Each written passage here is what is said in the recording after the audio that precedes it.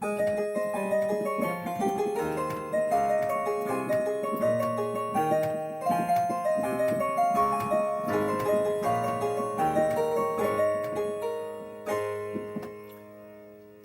figured I'd come in here since next thing we're talking about is keyboards. Now, keyboards are instruments who are played by pressing a key on a keyboard. Now, the sound that I was using was an approximation of what's called a harpsichord. The harpsichord is an older instrument. Its sound is produced by when you press a key, a quill inside the instrument plucks, a quill from a feather plucks a string. It is a relatively quiet instrument. It's an old instrument, used very much in the Baroque period. Another instrument that is not as quiet is the organ, not the modern day organ that you hear in gospel and in country and stuff, and blues. That's the Hammond organ. The original pipe organ, which you see in, say, older Catholic churches, literally with the pipes. Air would be produced through a system of bellows. Now it's produced differently.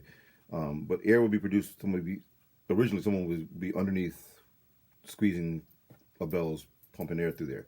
And air goes through the tubes based on which keys you're playing, which keys you're pressing. Also, they have what's called stops, where you pull out a little button and it allows more or less air to come through on the various tubes that you have.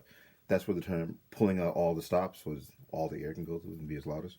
That's the organ. It's been around since the 10th 11th century. It is only able to be played loudly. So then we have what's later on came the pianoforte, or the forte piano, depending on where you hear it.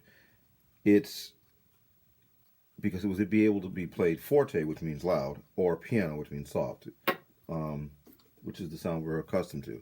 That instrument is played by a hammer. You press a key. Oops, wrong sound. Oh, still the wrong sound. Well, forget that. Okay, there you go. There you go. You press a key. A hammer would strike a string or a set of strings and produce the sound that we're all familiar with.